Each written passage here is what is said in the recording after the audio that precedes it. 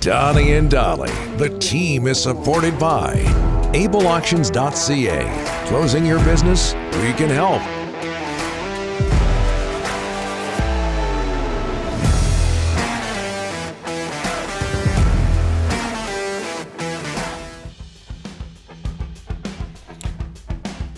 Just ahead of JT Miller's agent, Brian Bartlett. All of our guests today are brought to you by our friends at the Waddling Dog Pub. They're back, one of Victoria's favorite local watering holes. Located 10 minutes from the ferry terminal, the two-time #1 pub in Victoria invites you to see why they are a go-to watering hole.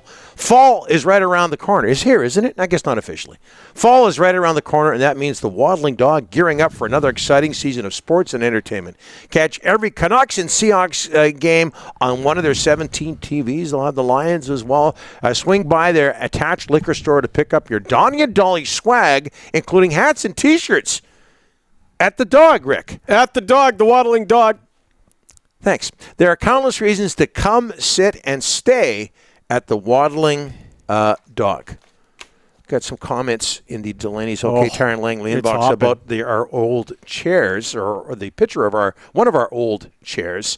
We'll get to that in a bit. But JT Miller last week agrees to a 7-year, $56 million contract extension with the Canucks. His agent is Brian Bartlett. He's been on the show before. He's with us again. Brian, thanks so much for doing this. How are you, sir? Great. Thanks for having me. Prefer to be on when we actually have something to talk about. So this is a treat. We sure do. JT could have been a UFA next summer. We all know that, Brian. Why was this the best option for him?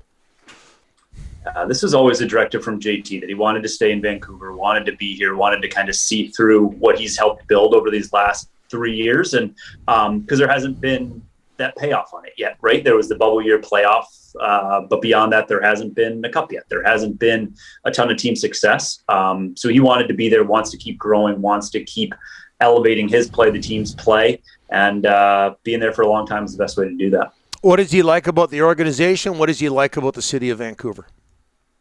I think the organization first, it's a tight-knit group of guys. Like, they get along well. They enjoy going to the rink. They enjoy getting better. They enjoy learning. And I think he sees kind of that piece of it, that's been the success that he's had of when guys want to be there, when they want to play for each other, want to win for each other. That's a good foundation. They certainly need some more tweaks here, right, to get to that next level. But it's a really good baseline. And the city's been amazingly welcoming to him and his family over the last 3 years. They've made themselves at home, made some great networks. His wife, Natalie, has started a really good interior design business, and that's been a great spot for that too. So it's just from drop of the hat, it's been great for them. Hockey's so different from other sports, Brian. You know this because you have the option to go hide somewhere if you want, even as a star or a superstar player. It's a hockey-crazy market here. You touched on this. He's going to get recognized all over the place. Obviously, he's okay with that. Can you elaborate on that? I think that just lines up with JT's personality, that he's not a backseat guy anywhere. He's not a hide guy anyway. So he likes that. He likes that pressure. He likes the feeling of that people know if you're winning or losing. They know if you're back checking or not. They know if you're missing an assignment or not. I think that helps hold him responsible in the same way that he also likes teammates and everybody to be kind of held to this same standard to try to win. And I think actually that can be a positive of those environments of the real kind of hockey crazy cities is you can't hide. And JT's never hit his whole life. So it's a good fit.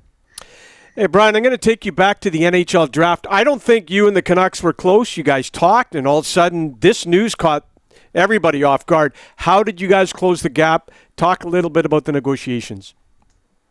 Yeah, it did come together relatively quickly here, this final bit, right? So my job as an agent is representing the player, and we kind of felt like there was a value for him, what he's brought to the team, what he brings to the league, point production center, all those various things. And we kind of lay out what the case is, why we think that there's a value to him. The team has a much more difficult job. They need to fit all the pieces together. They need to fit the salary cap pieces. They need to fit the cash flow, all these different things that I don't have to worry about on my end, and JT doesn't have to worry about on his end. And it really takes those two kind of roads intersecting to be able to find a deal. And there was something over this last couple weeks or week, on one or two of those roads that changed a little bit, that they were able to intersect and get something done.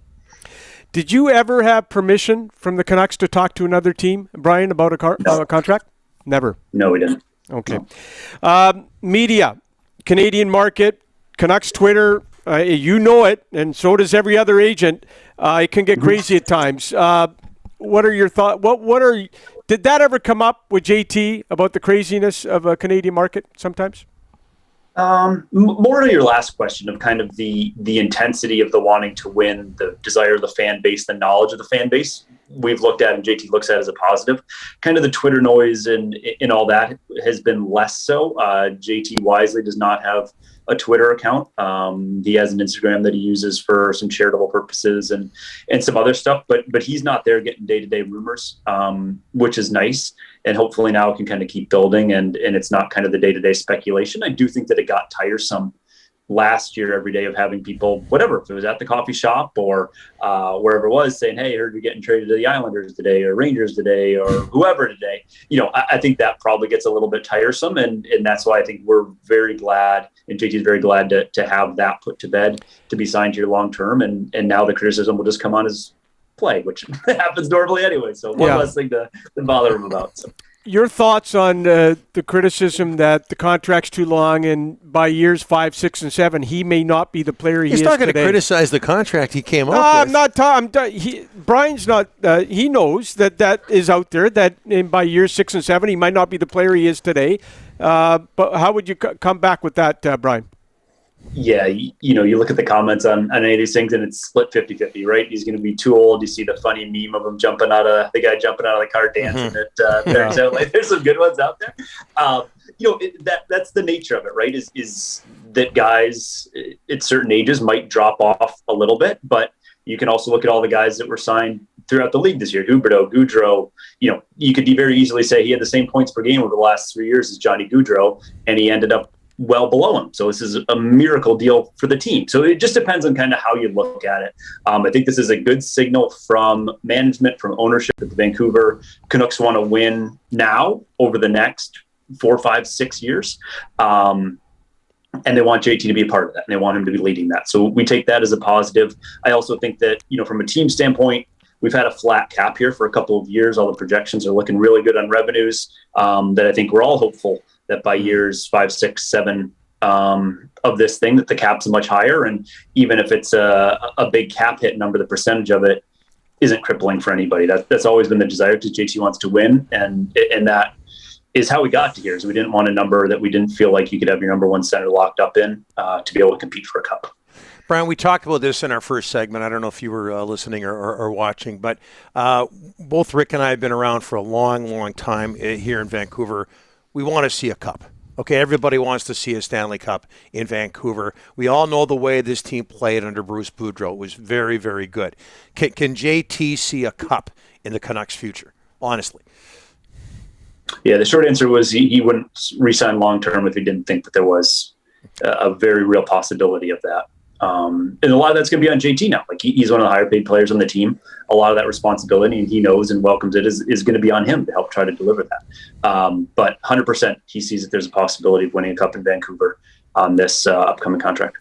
You also represent Cale Makar. What's on his resume now? A Calder, a Norris, a Conn Smythe, a Stanley Cup. Is he ready to retire? What's going on there? Yeah, it was a good year for him, huh? Yeah. Fun, great, in the same way JT, great person, humble, approaches the game the right way, wants to get better, wants to grow. And it's great to see good people get rewarded. And Cale certainly reaped a lot of that here this year. I know you've been busy, Brian. Thanks so much for joining us. We really appreciate it. All the My best. pleasure. And congratulations on your client's extension. I appreciate it. Thanks, guys. Thanks for the interest.